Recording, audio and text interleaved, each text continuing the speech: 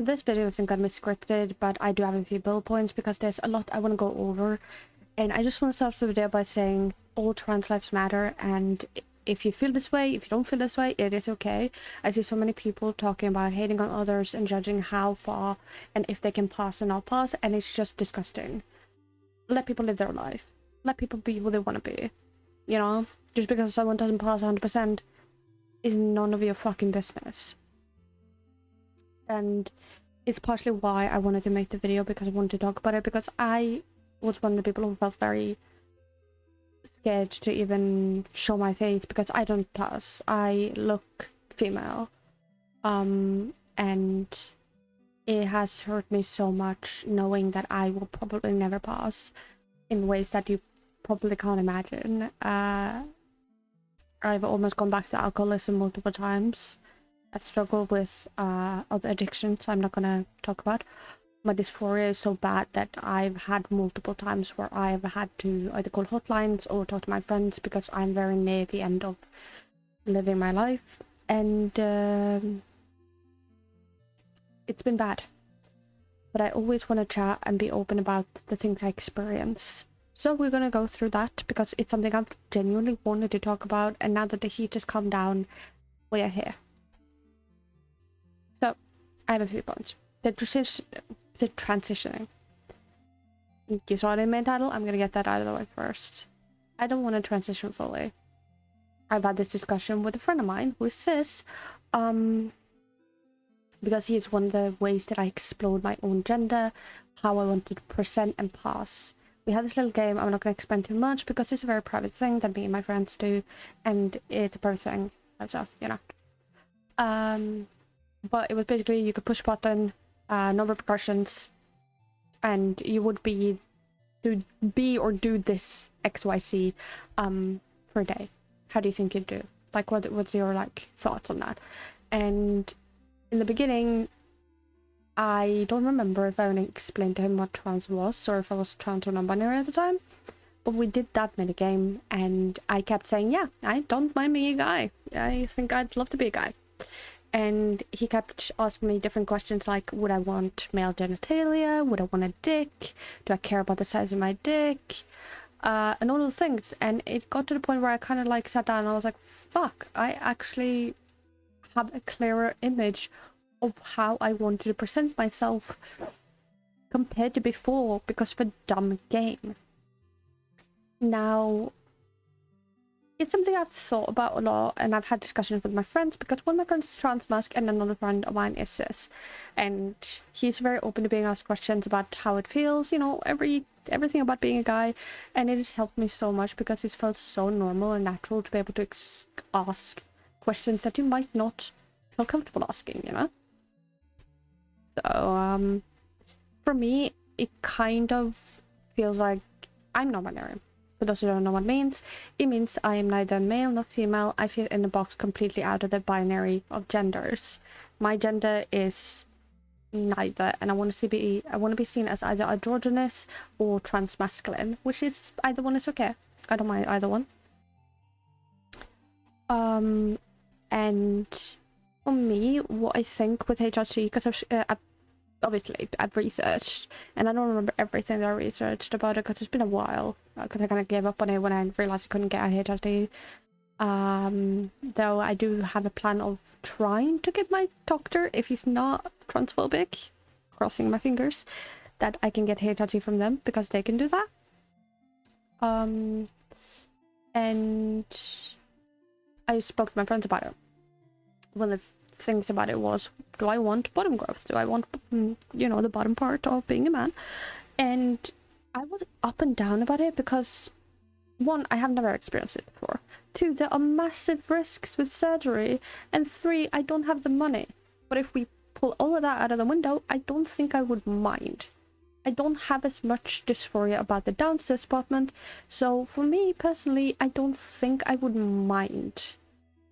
But I've always wanted top surgery. It has always been something that has been a huge impact. Major reason why I have the lack of confidence I do. Major reason why I have struggle with the addictions that I have because the dysphoria is so bad, and I had no words for it. I had no comfort for it, no support, nothing.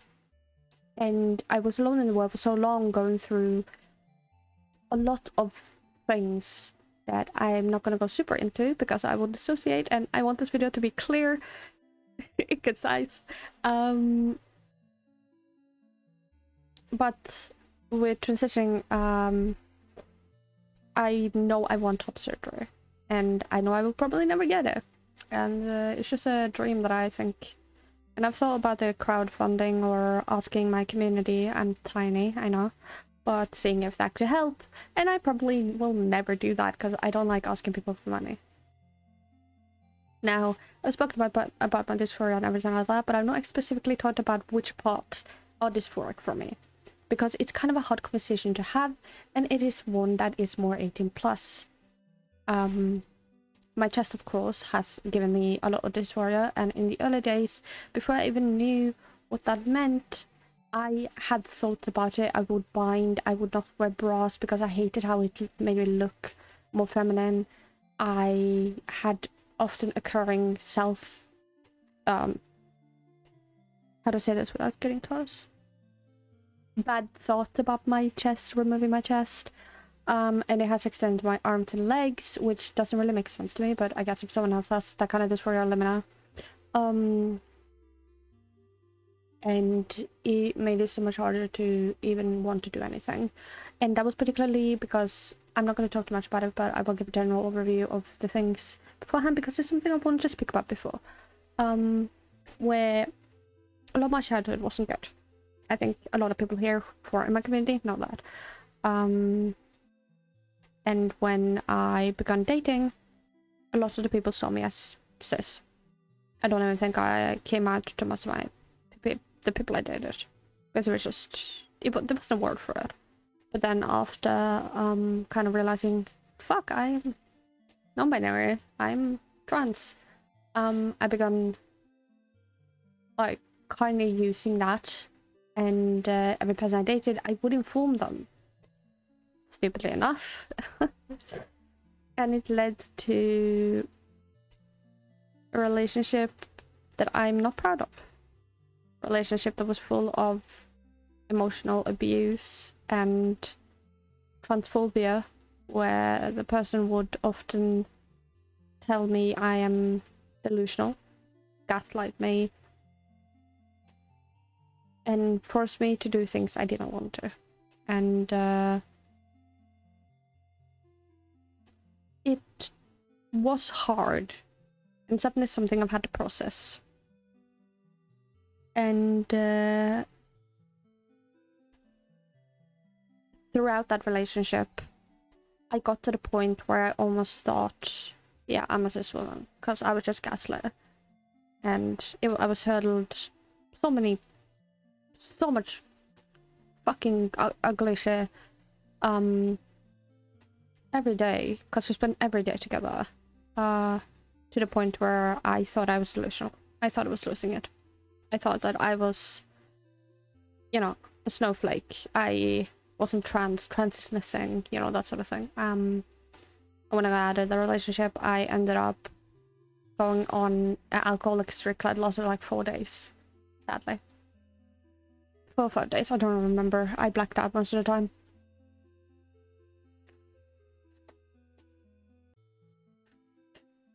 And thankfully, it was the last relationship I had with anyone like that. Though I'd had prior ones, I'm not going to speak about too much because they're not relevant in this video. I also, even before I knew what any of it meant, was around people who weren't the greatest. A lot of the people that I spoke to and hung around would use the attack helicopter thing that you probably all know if you've met a non-binary person or seen non-binary stuff online, where they would say, oh yeah, I'm an attack helicopter, and they would often throw that around and be sexist and transphobic. And I didn't understand, so I didn't call it out, because I didn't know what that was. But once I began figuring everything out, it was a long journey. I think the funny thing is, I've spoken about this before, Frisk is one of the reasons why I found out what non-binary was. I was in school and I met this wonderful person called Cal. Cal and I are still friends. I don't think they watch my videos, but if they do, hi, hello. And we spoke a lot. And one day I was playing Undertale because they'd asked me if I could play Undertale, and they were really into Undertale and everything like that. And I talked to them about Frisk because I didn't understand completely how. Because Frisk is non-binary. They are fucking non-binary. If you don't think they're non-binary, you're transphobic. Genuinely. And I spoke to them about it, and I was like, hey, what is going on here? I see they only use they, them. What does that mean? And they kind of explained to me what non-binary was, and after that I began watching a lot of cosplays of people cosplaying Frisk and Kara, and it made me so genuinely happy. It was kind of gender envy, but it was also just seeing the representation and going, that's me, yes. It made me happy in a way I don't think I can explain properly. And I also watched the Owl House. I think someone in the comments in another video of mine told me that Hunter and the other person, Rain, I think their name is, are like queer representation in the Owl House. And yes, I'm aware. I love it. I love it. I don't think Hunter was ever confirmed, but Hunter was my trans mask representation for a long time, and I had a huge face where I was just like having Hunter proper pictures and all that sort of stuff. And then came Deltarune, and I still adore Chris. Chris is genuinely one of the most comforting characters ever, because that little gremlin, they make me happy in so many ways. How they look, how they act, how their family acts towards them, how they've never been misgendered. It's not even a big fucking part of it all. It's just a fun fact, and I love that. And also, quick spoiler on chapter 5 if you haven't already played it or watched someone play it, you probably should. But it's a quick thing. Ralsei has been confirmed to be he, they from chapter 5 onwards, and it made me really happy. Or they, them, I think. Fuck. Did they go they, them? I don't remember. Shit. And it made me really happy. It made me feel seen in a way that I don't think I've felt seen. Even if they aren't non-binary character. I don't know what they are. But I'm a dumbass, so. And honorary mention is Jax. Though she is confirmed to be male to female. For a long time, Jax was my comfort, because not only did he mirror a lot, she mirrored a lot of my own personal struggles and things that I struggle with, like being aggressive, being a bit forward. You might not know this about me, and it's not a big deal, but like I have a lot of like things from my past that are trauma things that have turned into my personality, or like turned into parts of my personality that I work on. And Jax was really that representation for me that I needed of like seeing someone struggle the same way I did. Not gonna say he's a good person, not gonna say I was a good person, but you know.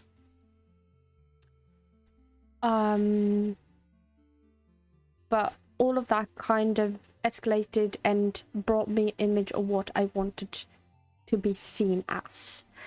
And I went from being trans to almost gender fluid to non-binary to agender, which is a micro label under the non-binary umbrella. If you don't know what that means, it just is another label that fits under that is more specific. And it's really hard for me to explain how I want to be seen by other people, because it takes so long to explain it. I've had people ask me, and hopefully this video will give you some clearance, or you might be confused as fuck. But how I want to be seen is either trans mask or androgynous. I flip between the two a bit. But there's some days where I would love to be seen as a trans mask person. And if I was born in a man's body, I do feel like I'd have less dysphoria. I would still have dysphoria, because I'm not a man. But I would have less than the gender I was born in. But if I could be seen as an androgynous person, I've had people say, I had this one person compliment me and say my voice was very androgynous. I was just like, how the fuck is that happening? Yeah, I don't think I am, but whatever.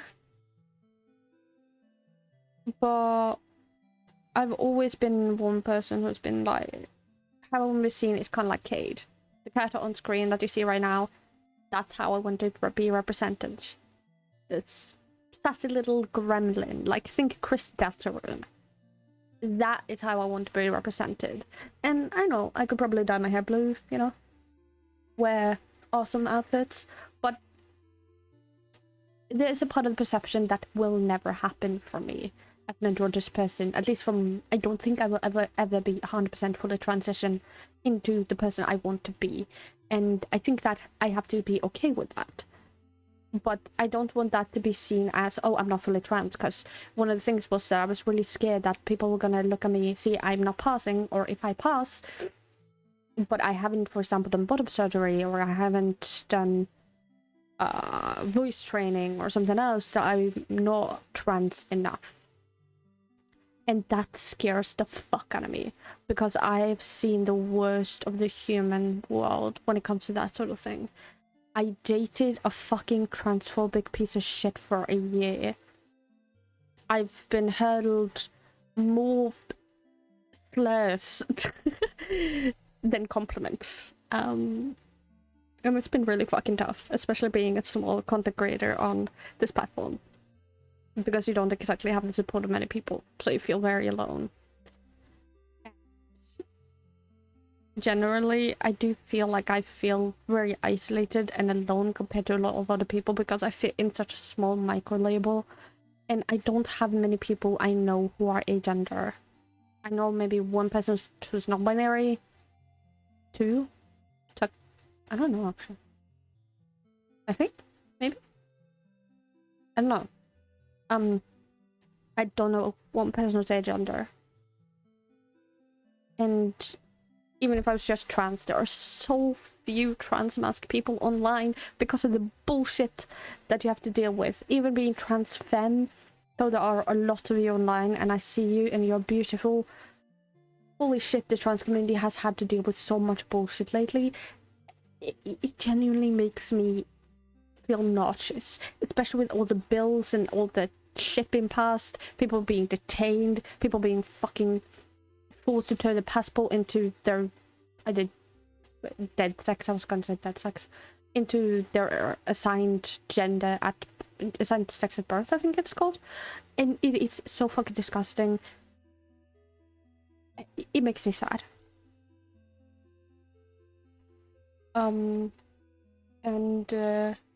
I think the thing that makes me the saddest is knowing that this world is probably not gonna get better. I'm probably not gonna get that many views. I'm probably not gonna change that many lives. This world is fucked, and it makes me so sad to see that. Sorry if I say a lot. I have stutter. But all of these little things, I just want you to know that if you feel the same way, you are trans enough, you are non-binary enough, you are gender fluid enough, there should not be, and I feel like people need to collectively just fuck off when it comes to that sort of thing, and not let their opinions make another person happy when they are happy with themselves.